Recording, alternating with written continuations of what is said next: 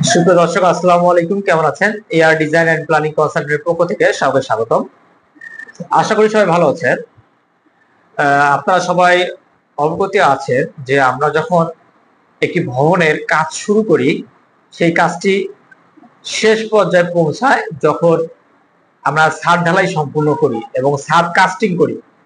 কিন্তু এই ছাদ ঢালাই করার সময় আমাদেরকে প্রথমে নির্বাচন করতে হয় তার ম্যাটেরিয়ালস গুলো, মানে খোয়া, বালু, সিমেন্ট।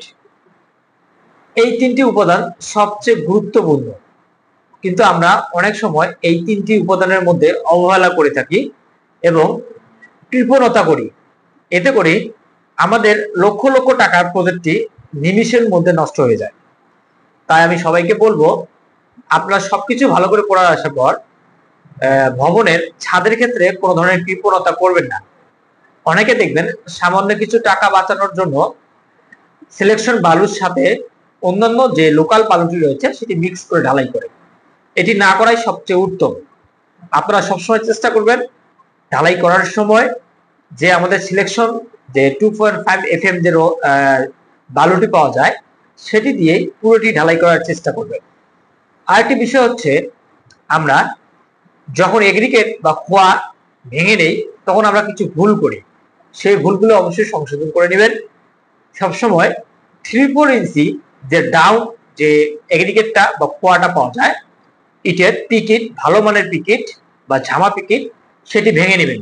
নেওয়ার পরে সুন্দরভাবে পানি দিবেন, দিয়ে খোয়াগুলোকে বা ইটগুলোকে পরিষ্কার করে নেবেন। আরেকটি বিষয় হচ্ছে রড।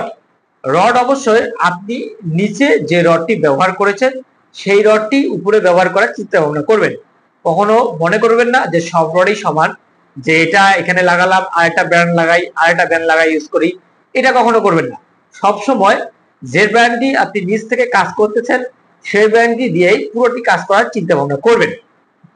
সিমেন্টের বিষয়ে সেম একই আমার প্রশ্ন বা একই উত্তর, যে আপনি নিচে যে সিমেন্ট ব্যবহার করবেন পুরোটাই সেই সিমেন্ট ব্যবহার করার জন্য ওই রকম মন মানসিকতা থাকবে। কারণ কি, এখন একটি সিমেন্ট ব্যবহার করলাম, অপর সময় আরেকটি সিমেন্ট, কলমের সময় আরেকটি, বেজের সময় আরেকটি, ছাদের সময় আরেকটি, এভাবে সিমেন্ট ইউজ করার দরকার নেই। আপনি যে সিমেন্টটি ব্যবহার করবেন, যেটি আপনার পছন্দর, সেই সিমেন্টটি দিয়েই পুরোটি কাজ করার জন্য এইভাবে চিন্তা ভাবনা করবেন। এরকম মেন্টালি প্রিপারেশন নিয়ে আপনি একটি ভবনের কাজ শুরু করবেন এবং ভবনের কাজ শুরু করার সময় যে মিস্ত্রি সঠিকভাবে কাজ করতেছে কিনা, মিস্ত্রির কাজ স্কোয়ার ফিটে আছে কিনা, রেট বা হাজিরায় আছে কিনা, এটা অবশ্যই লক্ষ্য রাখবেন। কাজ করার সময় ভালোভাবে তদারকি করবেন এবং ভালো মানের দক্ষ ইঞ্জিনিয়ার দিয়ে পুরো ছাদটি সুপারভিশন করে নেবেন ঠিক মতো আছে কিনা, এবং ঠিক মতো থাকলেই তারপরে আপনি পরিকল্পনা করবেন আপনি কবে ঢালাই কাজটি সম্পূর্ণ করবেন। এই বিষয়গুলো অবশ্যই লক্ষ্য রাখে একটি ভবনে কাজ করবেন, ইনশাল্লাহ ভালো হবে। ভালো থাকবেন। আসসালামু আলাইকুম।